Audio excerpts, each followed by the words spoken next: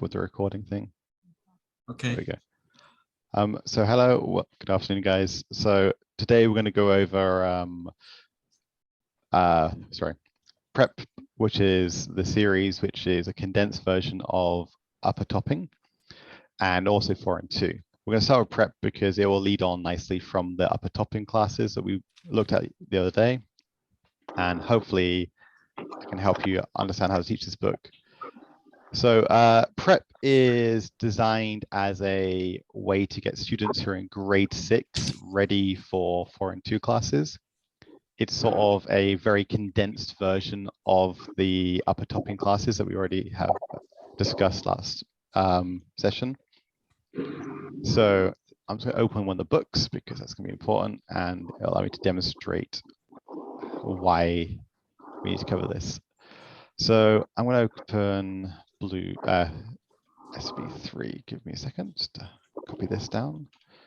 Okay. So if you look at the front of the book, you will see likely this number here, which is number 3. But above it, you can see blue 1 and 2. And blue 1 and 2 is basically telling us that it is in essence the same as the topping blue 1 and blue 2 books from the upper topping series. There's going to be many pages that are going to be the same. I'm going to click on the student book for the moment. Sorry, I've got to share this as well because it likes to pop them up. So, oops, that's not what I'm trying to do. Oh, sorry, I think I went, nope, there we go. So this is blue 1. And if you look here, when I was little, I would go to the student book here. And if I go to the first unit, skip through the vocabulary part, you can see that this is the exact same page, okay? They have different numbers down the bottom, but in all essence, these are the same book. So if you've taught parts of it before, you're going to see things you are very familiar with. The difference between teaching Prep and teaching upper topping is that there is no longer a reading book that you'll be doing. There are still reading components, but unlike the upper topping books, you are pretty much solely responsible for teaching the whole of this book. Just the student book though. The grammar book, which is this part here, is usually exclusively the Korean teacher's responsibility. And alongside that, they'll be teaching them other books, which will help boost their knowledge of grammar, English, and vocabulary to help them get ready for the 4 and 2 books. So it's not really designed for drawn out classes, but it is trying to sort of get students comfortable with English enough so they can tackle the 4 and 2 problems. So if we go to the schedule first, I should go to here. It's a bit, there's a lot of repetition here. So the way I like to do it is I start with the student book and I go through the first 2 pages for the first 15 minutes. And then I go on to the next 2 pages for about 10 minutes after that. And the second session, we plan our essay based on that unit. To show you what that means, so this would be the first, one. This would be the first 2 pages. And this is basically vocabulary and grammar for the most part. So you can basically go through and ask students about the picture. You can spend a bit more time than you would normally on an upper topping class because you don't have the reading component, but make sure they're familiar with these words and the sentences. As I said, usually they match together. And you have a grammatical structure, like for this book, it is when I was little, I could do this. Or when she was little, she could do this. So when they're, you give the students, ask them make up sentences themselves, try and encourage them to practice the grammar. And this would be 10, 15 minutes. It's up to you to use your discretion, what you think is best. And the second 10, 20 minutes of the class, you will move to this one. Now this one, as I showed you before, is primarily about speaking, but you should practice this a bit more with the Prep students because they don't get as many opportunities to speak. So this is a little bit more important for them to go over, as opposed to is upper topping, where they get a lot more opportunity to do it with the Korean teacher as well as yourself. So this one here, you spend some time getting to role play the questions and the answers, and giving different answers down here where possible. And this bit here on the second page, this is basically grammar and writing for the essence. You basically need to get them to solve the grammatical issue by using the grammar given. So this is when I was little, I could make a heart shape. Or when I was young, I could make a heart shape. Or when I was 5 years old, I could make a heart shape. You could even have when she was 2 years old, she could make a heart shape. As long as it works, it's completely fine. There are given answers in the book, but as long as the kid's answer is grammatically and structurally correct, there is no issue. As creative as they can be is probably the best for them. And this one here is they just have to make up a sentence with no prompts at all, which is, sorry. So this is the speaking book, the S book, the student book, right? It is a bit of everything. So it's called the student book, but this is you are responsible for all of this stuff. It is the student book from the upper topping series. Okay. But you need to, unlike the upper topping series where this Korean teacher is going to be doing most of this stuff with them, you are now responsible for it, and we have to interpret it into a more comfortable and native lesson for them. Okay. So they should already know. They should already know the, these sentences and stuff from their Korean teacher. Hopefully, I mean, they should be going over it with the grammar classes, with the Korean teacher. Okay. But there is no guarantee of that. So this is the vocabulary book they will be doing. You might be first, and in that case, you need to be able to just go through it. Yeah, right. Go through it, and so they understand it. Which is also why I split it up to the first 2 bits being about just the grammar and some speaking role play and a little bit of writing. And if you do this, that means the first week, and then you do the essay draft based on this stuff. You don't have that uncomfortable part of them not understanding what's going on. And the reason why also is important, if we get to the next page, which is over here. So you do the essay plan this lesson. I would strongly advise against doing this in the essay plans part because of what I'm about to say next.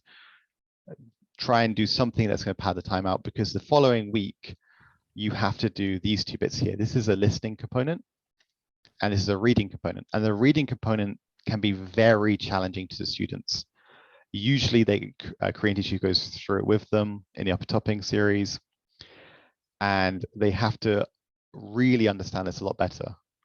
You can use this as the reading part as you normally would for an upper topping book, but typically this is a lot more complicated. You can use a Korean, but I strongly advise against you just I'm trying to giving them here. the Korean answer every time. Yeah, sure. Yes, because they rely on it too heavily, and they don't really understand the contents or the context of the story, which is important for a lot of these questions down below. So if you kind of just rush through and just go straight to this, and the Korean teacher has not covered anything, you're going to struggle, they're going to struggle. It's going to be quite uncomfortable. So that's why I strongly suggest giving a week and letting them go over the basic grammar of the Korean teacher first.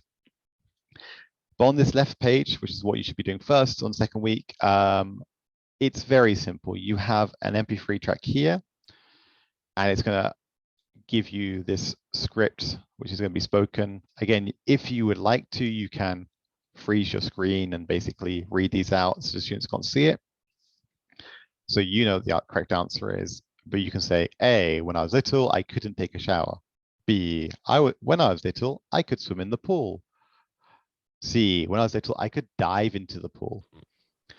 That was a bit of a confusing one because the kid is swimming in the pool right now, but it's normally like something they've covered with the Korean teacher, so it's not going to be too difficult for them. Again, this is all preemptive on the Korean teacher having a lesson with them first. But you just go through listening. This is fairly easy for most of them. Like most students they're not fazed by this at all. This bit here can be a little bit more challenging because sometimes they misspell things or they mishear the words, but they basically listen to a track and then they have to fill in the blank words Yes, right. in spots, which is for like the negative. Sometimes they mishear the negative and they write could, but just, go through this with them. I think I play it twice usually. Now, it's going to say listen again and circle true or false. What this one here is they're going to be listening to this one more time, and then they're asked true or false questions. So for example, when Leah was little, she needed a lot of help from her parents, which is true. She did need lots of help from her parents because her mother and father had to help with all these things. We might get one which was when Leah was little, she could brush her teeth, which if we check through the script, she couldn't brush her teeth by herself, so that'd be false. And the idea of doing this is just to make sure their listening skills are up to par and that they can understand a small bit of reading, listen to it again, and then listen to a statement that might be true or false about the situation. D, as per usual, should be your prompt for the essay writing. Again, if it's not kind of contextually relevant, or it's out of date, or the students don't understand, or you need to change it for some reason, change it, but try and keep it related to what it is. Don't go too far away from it because you might throw students off. For the reading part, which is a bit more tougher, I do generally have the students read through this a few times, just so that make sure everybody has read it, everybody understands it. They're not, just twiddling their thumbs in the back of the classroom going, I don't know what's going on here. I then ask them for words they didn't understand. So like maybe dependent might be difficult for them, or recognize. And at that point, I sometimes will Papago those words specifically, just because it speeds things along and you are under a bit of a time crunch sometimes. So don't feel like you can't translate singular words or small sentences. Just don't give them the whole text in Korean. That's what I found is best for their education. Now, the B bit is quite easy most of the time. It's basically find the title. What would be the best title for this passage? And sometimes there'll be like two good answers, but there'll be a better answer, which is why it says best title, not the title. And it's usually quite easy for them to understand. I don't generally have students complaining that this is difficult, but the C part is usually where things get tricky. For the most part, there will be sentences that will be copy pasted into here from up above. They have to like translate some of the pronouns or some of the verbs, but other times it asks about the contents and they have to respond with their own opinion or their own thoughts or a summary. And that's where it can get a little bit tricky for them, which is why I'm saying make sure they understand the paragraph as best they can. Because if they understand the context, then they can write a summary from their own words and their own thoughts. Usually that doesn't happen to the last two questions. The first three are generally facts from the sentence structure.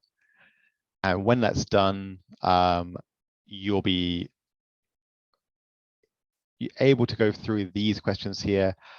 I generally don't use these. I will ask them for an answer and I'll use Paint or another program just to sort of write my own answers on top. If we're using Zoom, you can use the Zoom annotation feature, which is fundamentally great. I love it. But you can just type in the answer here as an example. I believe they can see it as you're typing it. I can't type today. But it makes it a lot easier. Like in classes, I'm either writing on the whiteboard over the projection or I'm using Paint, whatever works for me at best. Now, I don't have these to hand. Maybe Sam can give these to you later, but there are some worksheets that have been given out now for these prep series of books, which is basically about summarizing this passage and breaking it down into summary parts. So what is the first paragraph about? What is the second paragraph about? What is the third paragraph about? And in your schedule, that's what this bit here is about. So this worksheet piece here. I'm sorry I don't have them on hand. I actually asked my coworker for them and they haven't responded yet. So I'm guessing they're busy. But they're basically, the worksheets are made. We as co-teachers in Nonyang have been like writing through and writing our example answers for that. But for the most part, there are no right or wrong answers. You just need to be able to summarize this in some way. And that's basically the step is you need to give the title, what the topic is about. So in this case, about baby development. So you could say the topic is what a baby can do could be the title, which is borrowing from B. Then you'll have what is it about? It's about baby development skills, what babies learn, anything that works best for them. But as long as contextually it's fine, you write that in the script and you have paragraph A, B, and C, or 1, 2, and 3, and they need to give like a 1 or 2 sentence summary of this paragraph. And this is a very tricky skill to learn for them because most of them are not the best at summarizing in English, especially in the lower levels like Prep 1 and 2, like the green books. The students will have much easier dialogue, but they will copy and paste sentences from the book. They won't try and use their own condensing. They won't summarize anything. So let them do that and then say, well, does that mean everything here? Like try and get them to understand that one sentence from here doesn't explain everything in a paragraph. Sometimes it does, and it works fantastically well. But for the most part, they need to try and learn to conceptualize the paragraph, get the main idea of that paragraph, and then summarize it. And by doing this, they are gaining one of the key skills which will be used later in 4 and 2. But it's important that they learn this now, which is why we have to teach it. I don't know if we do this in upper topping yet. Maybe the Korean teachers are doing it. I do need to check in about that. But for the most part, for the prep books, this is our responsibility, which is also why it is given at least 10 minutes of time. It's not too difficult, and generally if students don't finish, I give it to them for homework, and they're very good about finishing it before the end of the day usually, and they give it to me before they go home. But it's just a bit of extra work. So you also have this period here for the essay draft time, which it is the same process as the upper topping essays, by the way. They're pretty much identical in many natures to the whatever essay you're doing for, in this case, Blue 1, you would be doing for Prep 3, Book 1. Now, one thing about the prep books, so I was going to say that's basically it for a unit of prep. But the one thing that is important, I need to go back to the front, is this is 2 books. You will have 12 weeks to complete this book series, but you will have basically Book A or Book 1, whichever you decide to call it, which is the Blue 1, and then you have Blue 2. So you would go through it. Hopefully you complete up to, complete Book A by week 6. And then you try and complete Book B by week 11. And that's mostly what you do in prep. If anyone has any questions about that, and then I'll move on to the speaking test. Can I see the cover of those books of A and B? Yes. Quickly. So this is basically what you'll be seeing. Okay. And this is the next page. You can see Blue 1 here, which is student books. Is that what we're doing actually? So how many units are there? 1, 2, 3, 4? There's 6 units in total. 6 units in total. Okay, so it's one unit per week. No, two units a week. Sorry, 2 weeks. 2 weeks per unit. Sorry. 2 weeks per unit. Yes, roughly speaking. You will need to kind of rush through on the final week, but you should have 4 essays. So, oh, sorry, I forgot to cover. Sorry. For the second book, because they're more comfortable with the essay plans, try and get them to plan and draft their essays in the same sessions. And that way you can finish the essays the following weeks, and that frees up this last 11th week for you to complete the whole of the book.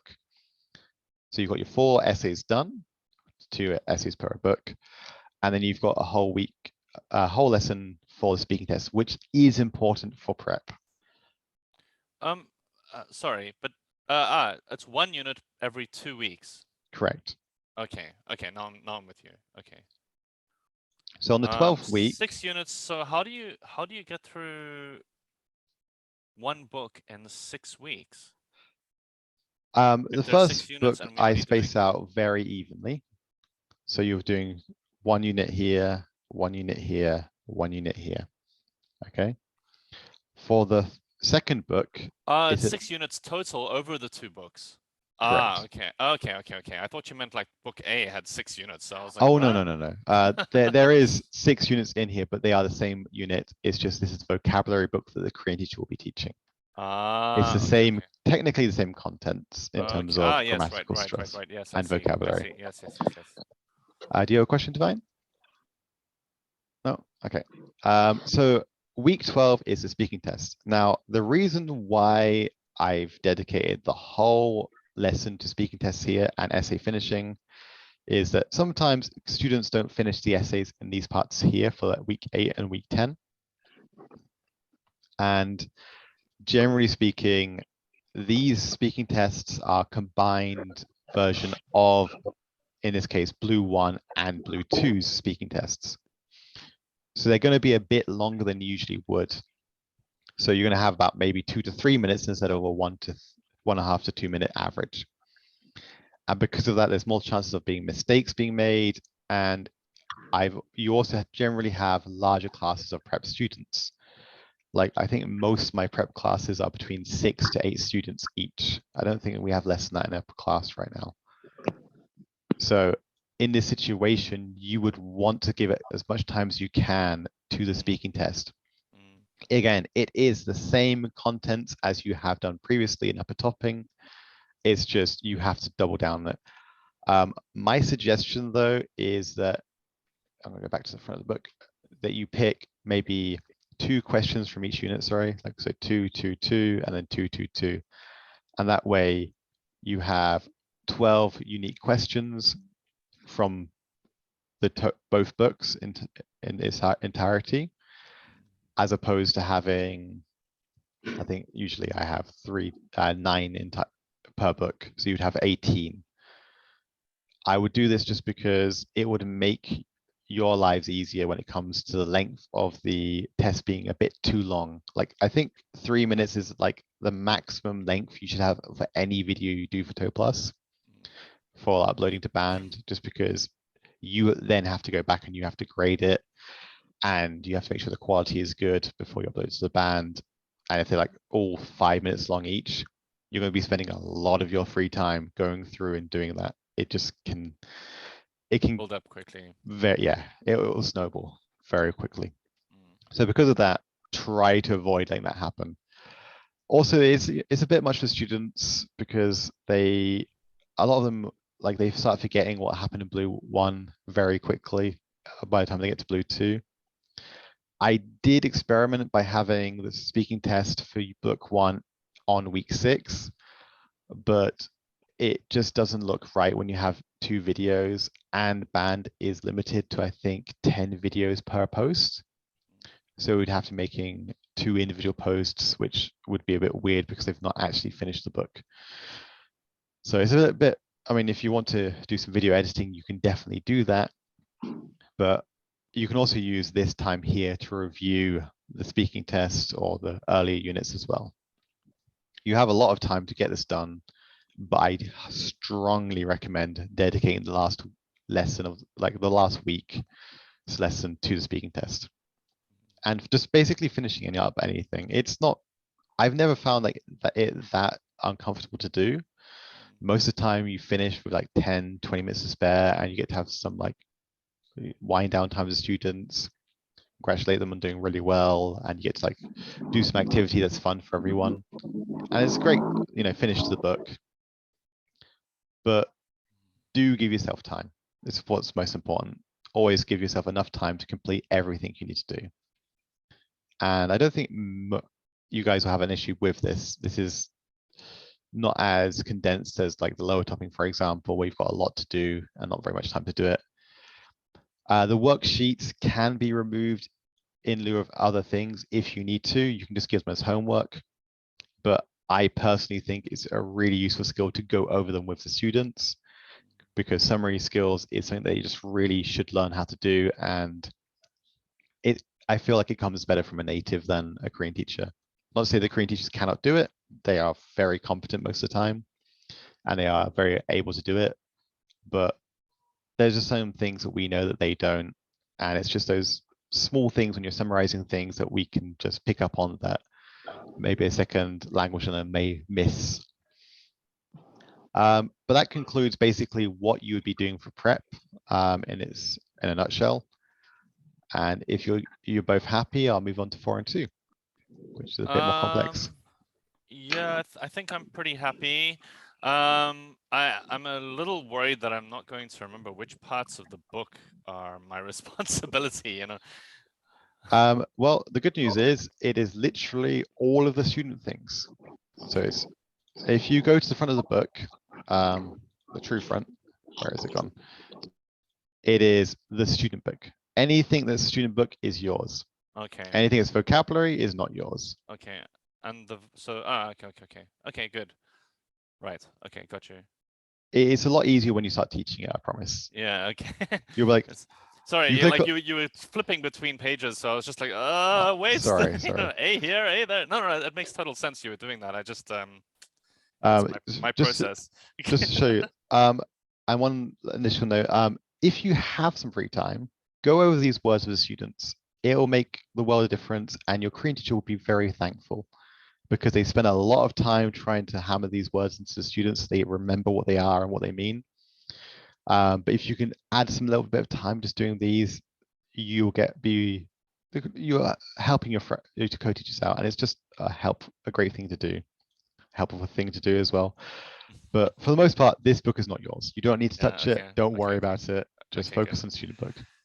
Done. Okay, I'm good. How about you, Divine? Have you got any questions? Divine teacher?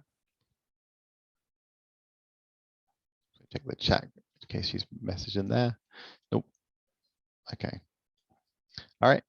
If that's good, I'm gonna move on to the 4 and 2 one. If Sam, if you want to make a new recording for this. Oh, just a moment.